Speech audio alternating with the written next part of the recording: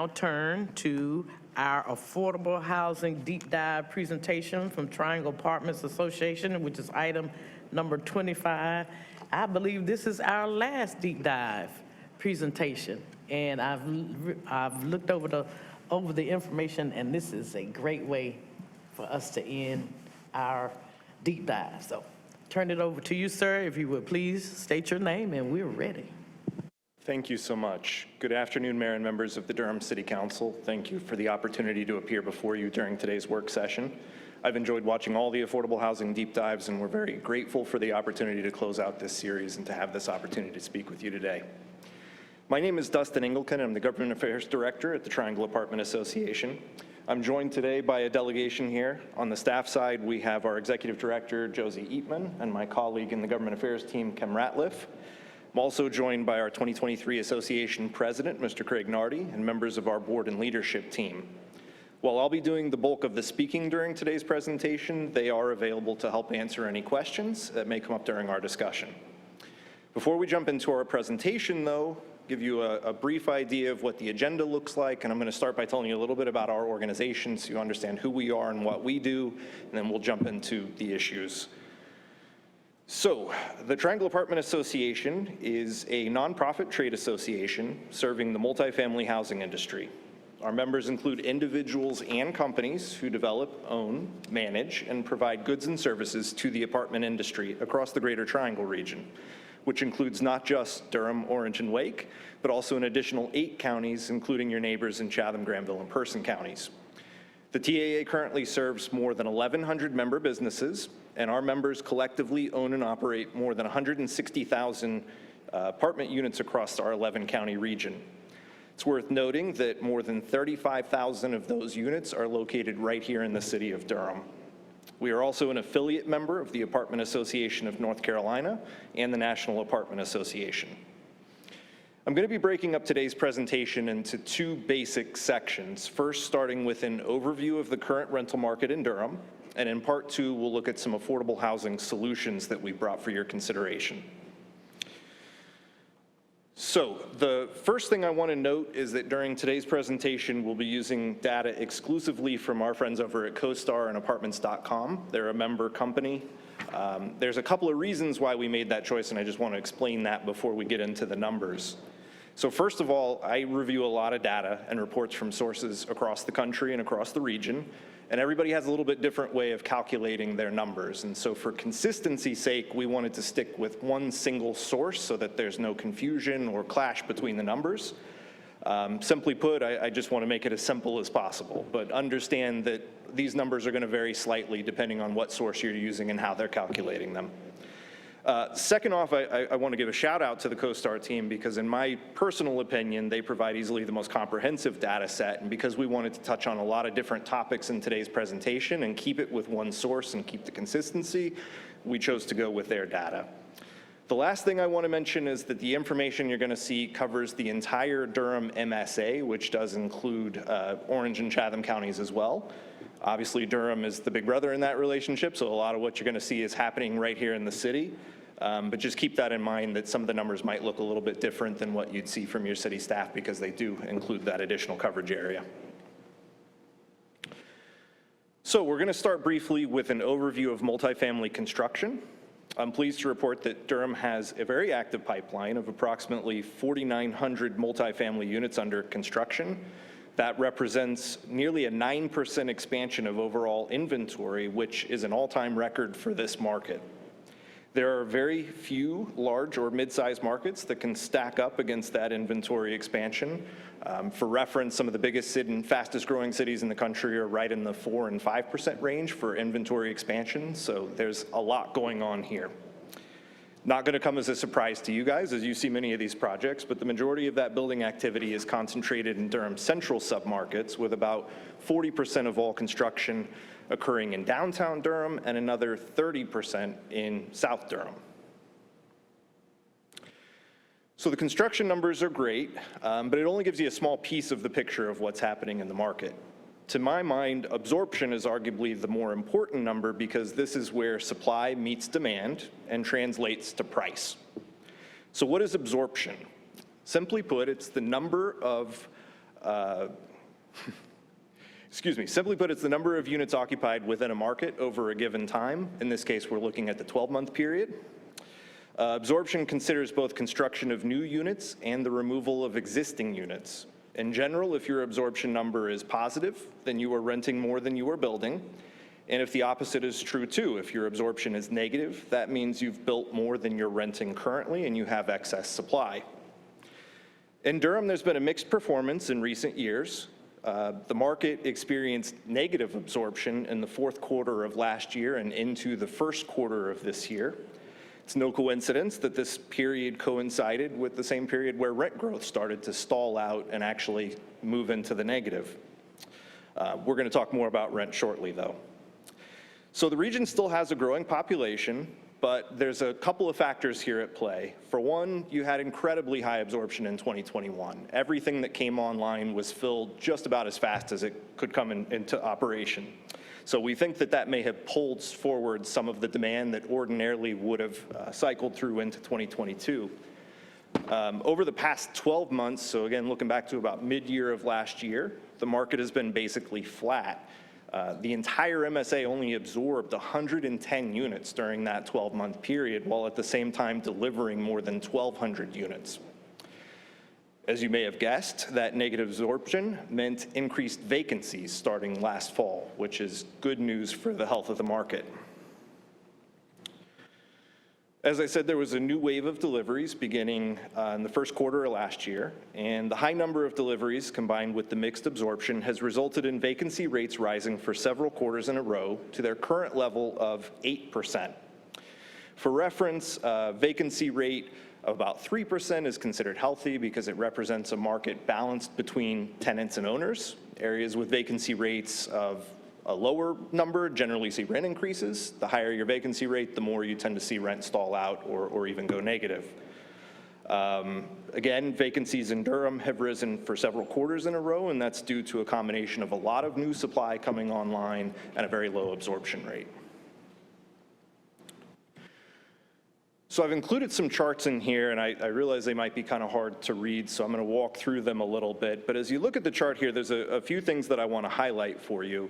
The first is that Durham's vacancy rate has traditionally been higher than the national average over the last few years, but it declined dramatically starting in mid to late 2020 and continuing through 2021 before rapidly switching and moving the other direction throughout the second half of 2022. The vacancy rate was actually as low as 4% briefly back in 2021 before rising and getting to its current level of about 8%. There's a lot of things we can point to during that period, but COVID, the eviction moratorium, the availability of stimulus money, everything that changed over the last few years meant more people moving into Durham and to the Triangle, as well as the formation of a lot of new households. And so we saw a lot of rapidly increased demand over a very short period. That brought the vacancy rate way down.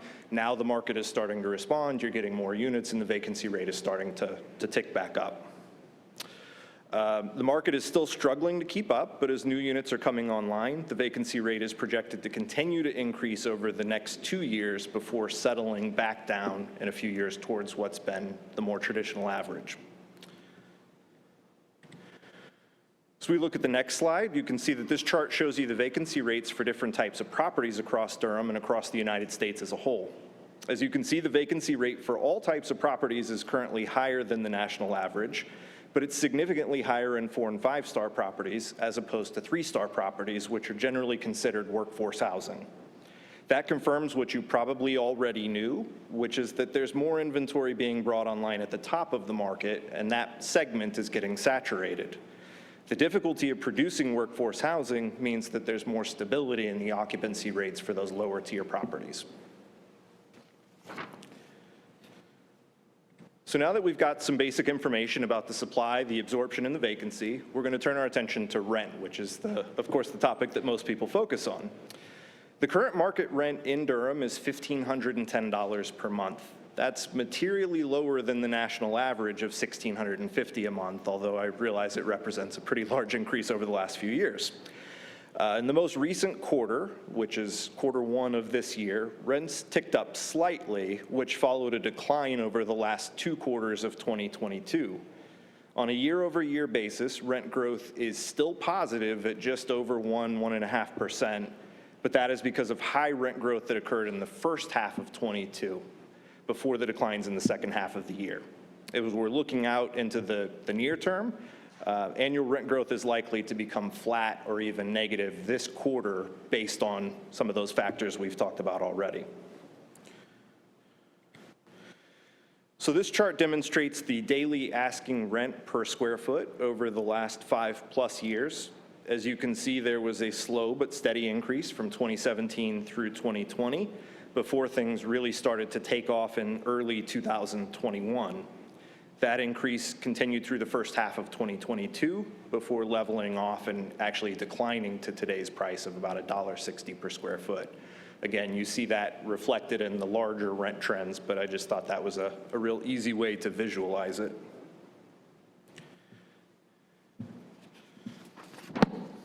So this chart again shows the rental rates over time overlaid with the national average.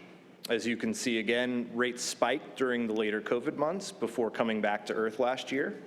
This again shows CoStar's prediction that things have leveled off and will be relatively stable over the next few years as we get a lot of new supply and start to catch up with what was a period of short supply.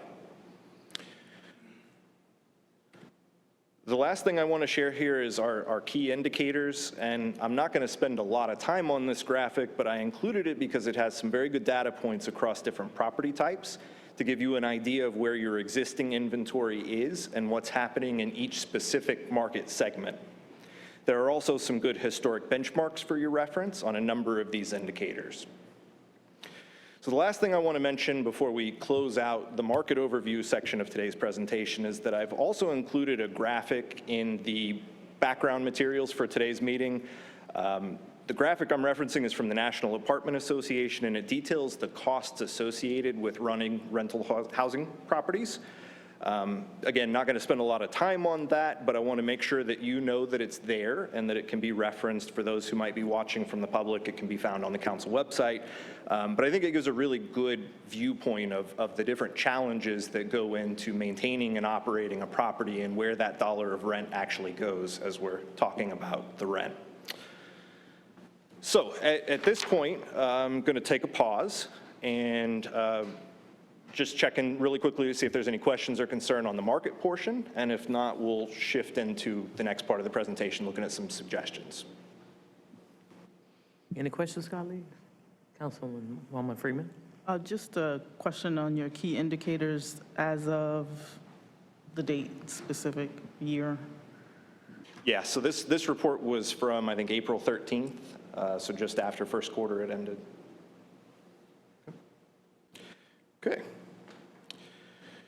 So, moving right along, for this section, we've basically grouped our suggestions into 3 separate buckets, and I'm going to talk a little bit in each section, but loosely we've grouped them into engagement, to financial investments that the city can make, and then looking at some zoning and land use changes that we think can be helpful as well.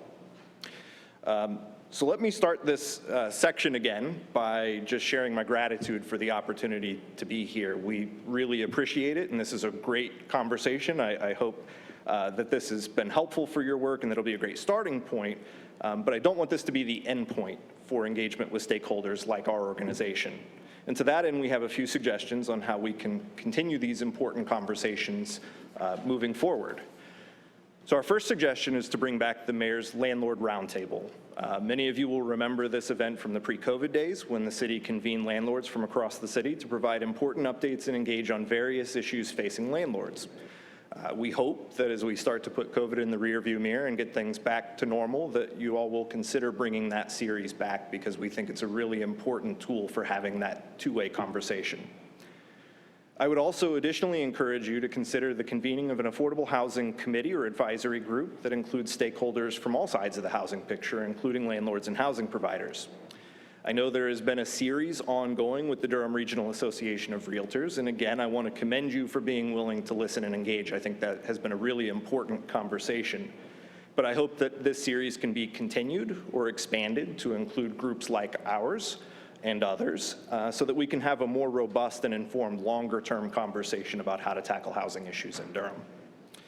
Lastly, I want to extend an open invitation for all of you to come visit us. We have a Government Affairs Committee, we have a Housing Affordability Committee, among other options, and you all are more than welcome to join us at any meeting at any time to come have a conversation about housing issues. And that can be either to present priority topics from the city's perspective or to engage our members on items that you feel they may be able to help with. I would further extend that invitation to your staff. If you have items that you feel you need to communicate with our members, or if there's any way that we can be helpful to the work that you do, please don't be a stranger. Come in and visit us. We'd be more than happy to have you. And several of you have taken that opportunity. For those who haven't, we look forward to hopefully seeing you in the future. So engagement is critically important, and there's a reason we wanted to start there. But in many ways, this is a financial issue, and we come before you with some options where we feel the city can make financial investments that will really help to bend the cost curve and help to solve specific priority issues. So the first item we want to discuss is a housing preservation fund, which is a tool that can be used to help build and preserve affordable housing, though these types of funds are most often used to preserve naturally occurring affordable housing that may be under threat of redevelopment. It's my understanding that such a fund already exists, and it's called the Durham Affordable Housing Loan Fund, but it is also my understanding that it has spent down all available resources and is currently operating with no additional funding. That program was intended to enable the acquisition of properties to create or preserve affordable units and allow time to secure permanent financing. The program was also available to assist with pre-underwriting and in-house legal and real estate development expertise. I understand that you'll soon be actually considering a case where a housing provider is coming to petition you for money for just such a type of acquisition. And the reason they are coming to you is because this fund doesn't exist and there is no other avenue for accessing that kind of emergency funding for a quick transaction. Under current conditions, that may work fine. With interest rates slowing down, transactions have slowed a little bit, there's less investment action going on, so that may work fine in the short term.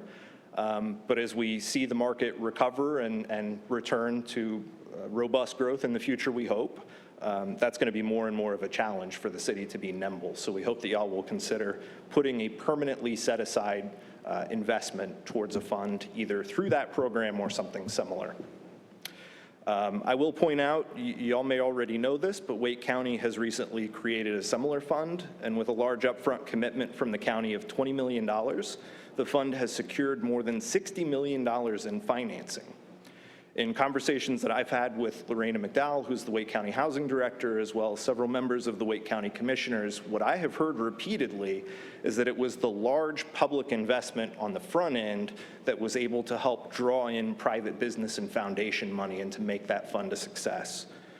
So our ask here is that the city consider putting substantial resources into supporting the work of the DAHLF or a similar type of preservation fund. In addition to the need for long-term affordable housing investments, we also know that there's a great deal of need for an emergency housing assistance program. During the recent pandemic, Durham County and the City of Durham worked together, utilizing federal ERAP money to launch the Durham Emergency Rental Assistance Program, which provided residents with assistance with rent during the pandemic.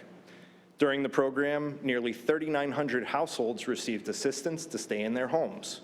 But unfortunately, the program funding was exhausted in early 2022, and while there is some local assistance available through Durham County Department of Social Services and other local nonprofits, we need financial support for a more robust assistance program. So I want to take a moment here to briefly touch on the issues of evictions, because I know it's an issue that's close to y'all's heart and frankly close to ours as well. I think there's a misconception that evictions are profitable or provide some kind of an advantage to the landlord, but in reality, nothing could be further from the truth. Evictions are bad for everyone. They're bad for the tenant, they're bad for the landlord, they're bad for neighbors, they're bad for the community, and bad for taxpayers. And so we share a goal here to minimize and reduce evictions. The root cause of evictions is most often non-payment. Therefore, it stands to reason that the way to prevent these evictions from occurring is to ensure everyone has the support that they need to pay the rent. No matter how much money we provide for eviction diversion programs or legal assistance programs, the bottom line is it's a non-payment issue. And if we can get the resources where they need to be to help tenants in need, we can help people stay in their homes. And we saw that firsthand during COVID. I also want to be clear that this really should be a federal and state priority. The federal government is the one who made it rain the last time around, and they're really the only ones with deep enough pockets to make a program like this really successful.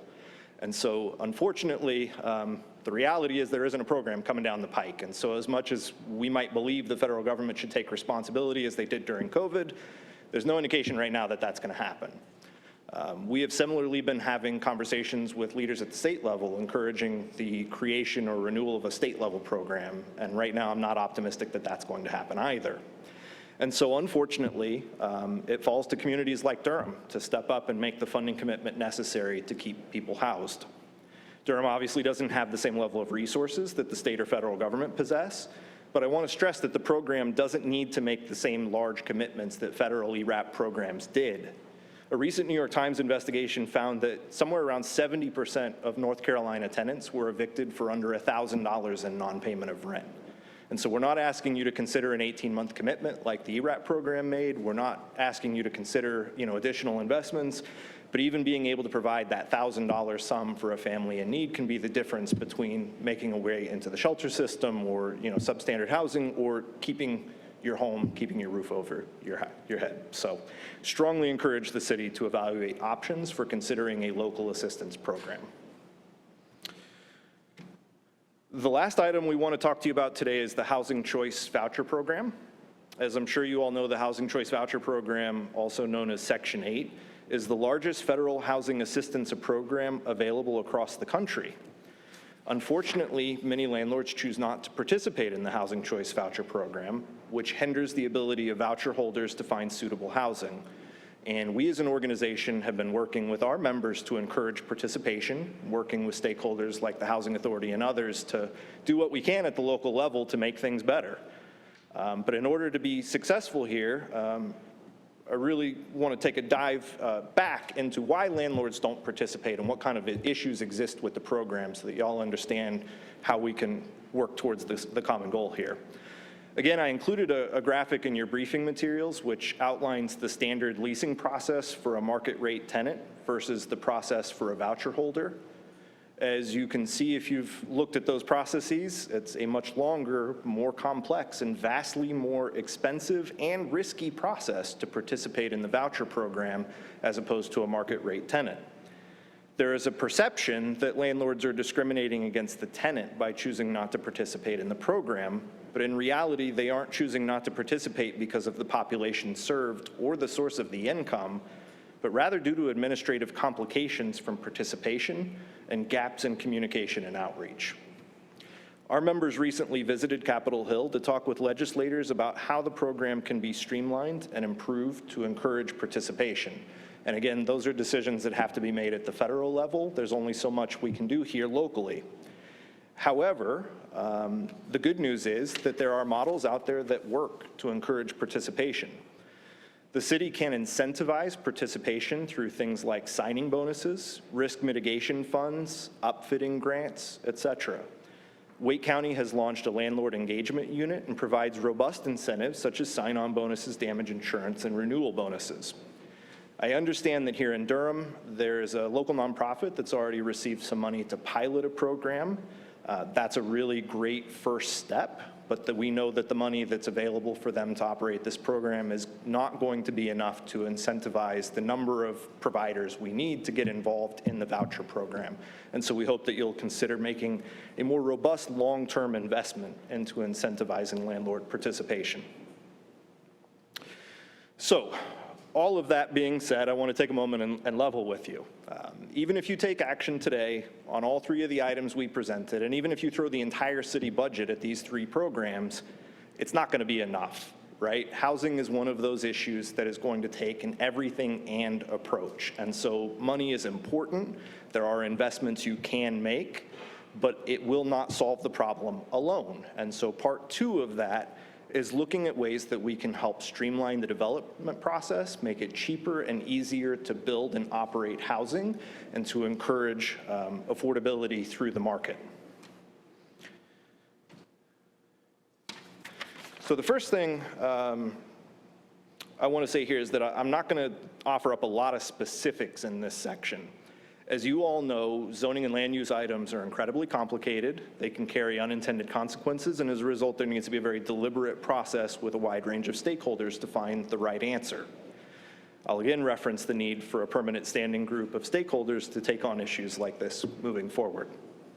With that being said, there are many rules and regulations that the city does have control over and which do have an impact on the price and availability of housing.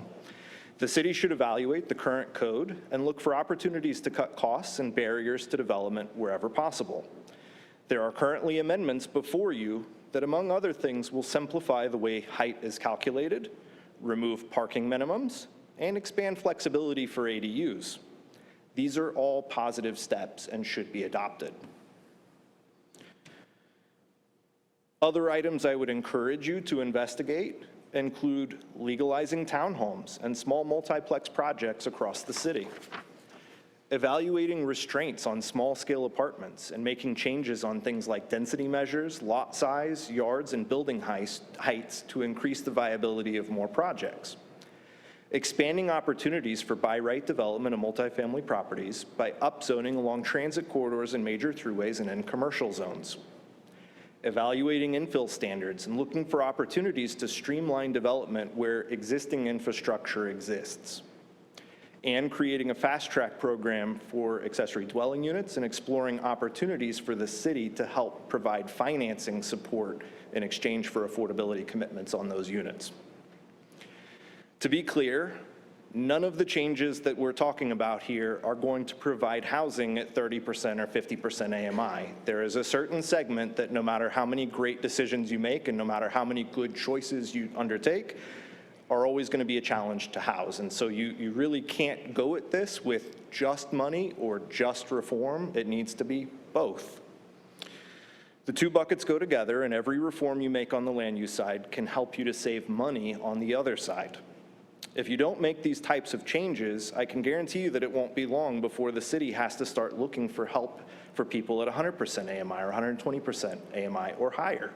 Right now, we don't have to do that, but I can tell you in places like California, they do. And so you don't want to wait until you get to that place because the budget will be gone really quick.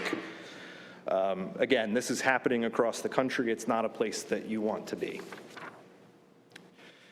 So in conclusion, I want to thank you again for the opportunity to speak with you today. In my opinion, housing is one of the most critical issues in our community as it stands at the intersection of so many things: schooling, healthcare, public safety. The choices you make on this issue will have a profound impact on the city for years to come. And I hope that our presentation today has provided you with some insight into how you can tackle this issue. At this time, I'll open up once again for questions and any points of clarification. Thank you so very much. That was very informative, kind of eye-opening there. Colleagues, questions? No questions at all? All right. You have one? Yeah, I was just going to say I really appreciate it. I don't know who said it before you started, but they said it was really eye-opening, and it really was. One data point that I wish I could see along with the actual categories that you had was the AMI levels with that information so that we could see it all in one place. So those who are following along, I believe if you look at the asking price and multiply it times 40, that is what you'll need to make to afford that particular tier or star level, however you indicated it. But this was really eye-opening. And I just made a comment. I just provided an instruction that I'm not an expert on. So correct me if I'm wrong. Multiplying the asking price by 40 to get the what's needed to afford that, is that appropriate? Roughly. I mean, every property operates a little bit. Okay. Yeah. Roughly. So that's just for anyone that's following along. I think what was also most eye-opening was the suggestions right there at the end. We're always talking about, providing affordable housing, but a few factors that we usually leave out is, what are the factors in the market that are driving the cost? We also usually talk about what we are doing on the local level, what we can do. We never can do enough. I'm appreciative of that statement, but we are committed. I started the meeting out with my comments about that. I would love to see more, as I stated, the challenge is out there. I would love to see more private entities get in the game, and I don't know if we could create a fund or what, or even identify the Affordable Housing Loan Fund as a method in which people could donate to from the business community, from the actual clergy community, and so on and so forth. But yeah, lastly, we have some things coming up, and it's amazing how I believe most folks are in agreement with those suggestions right there at the end. I look forward to discussing those in the near future on how we could approach it from the other side, from the industry side, to attack the affordability crisis around housing. So, thank you. Anybody else? Mayor Pro Tem. Thank you, Madam Mayor. Good afternoon. Thank you so much for being with us and for a great presentation. I do want to just maybe a couple observations and one quick question. I appreciate your recommendations, the roundtable of having different stakeholders. It's refreshing to hear because there are some in our public square who think that all developers are bad, period, whether they're small or large. So I think to have a space where all stakeholders are at the table. The government, we don't build houses. Developers do. I didn't build my house. The developer did. So I think having a space where all stakeholders can be at the table and talk in an open, more light, less heat way is a very helpful recommendation. So I thank you for that. I do want to say a little bit, and I appreciate your advocacy on behalf of landlords.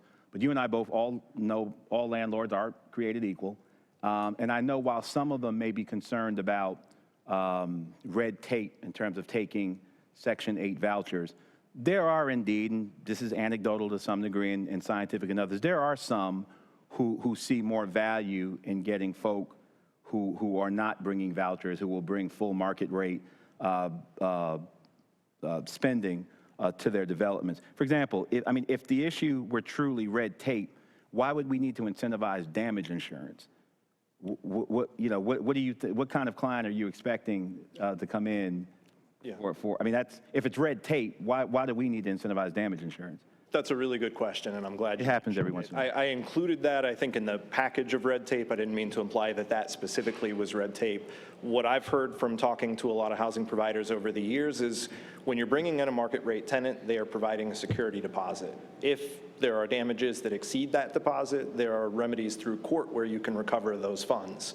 When you were dealing with a low-income client through a program, they're first off not putting up a security deposit oftentimes, and so there is no fallback there.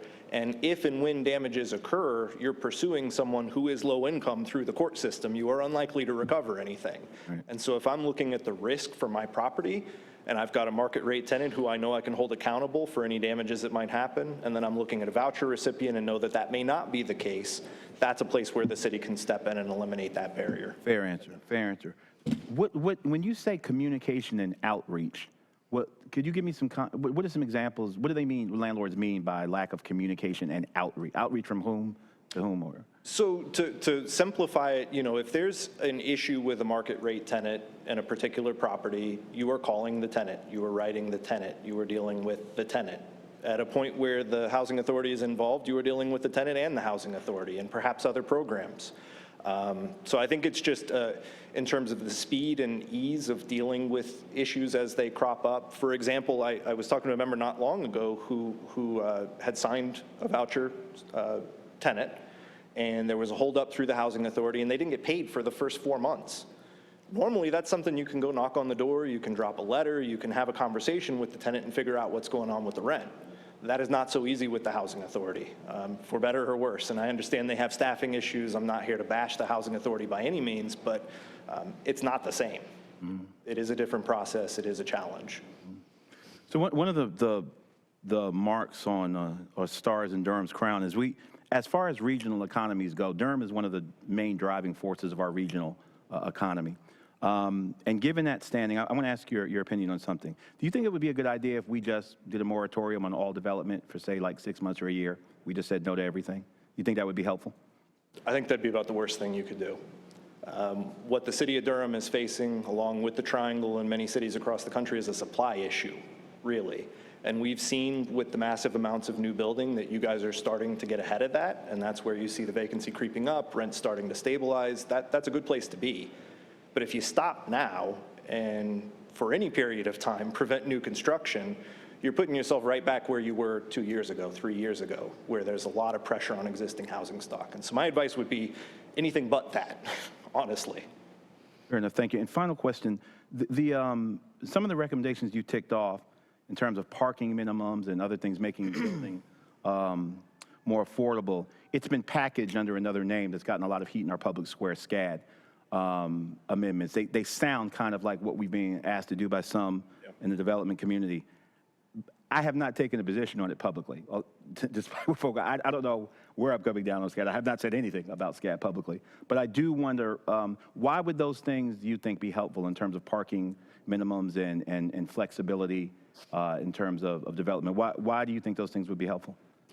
Well, first and foremost, there's a very high cost associated with parking, and it's going to vary depending on the project and the type of parking provided. A surface lot parking spot may cost you $10,000. A structured parking in a downtown unit might cost $50,000. And so when you're looking at the unit price, which is what's going to impact the ultimate asking rent, if you're mandating that the cost of that unit be $50,000 higher than it would otherwise be, you have increased the price of housing.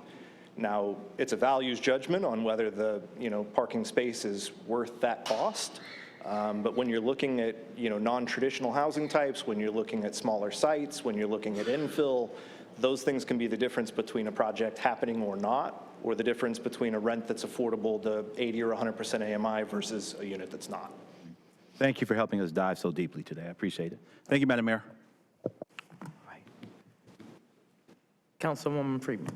Thank you. I just wanted to share that I appreciate the presentation, and I do want to note that everyone is invited to the Durham Realtors Association conversation. Is not limited. They were the ones to first ask, and so our last meeting is next Thursday, and I would encourage you to be there. That's all. Thank you. Thank you. Okay, thank you. I'll just note lastly, my contact information is in the slide deck. If there's anything we can help with moving forward, do let us know. But thank you again for the opportunity. Thank you so much. This won't be our last conversation with you all. I look forward. We started talking about bringing together a landlord roundtable, so we're on the same page on a lot of things, and so we will get back with you all further. Thank you all for being here today, and we hope to maintain these ties. Communication is key, and so we are grateful that you all came to join us today, and we look forward to working with you more and more.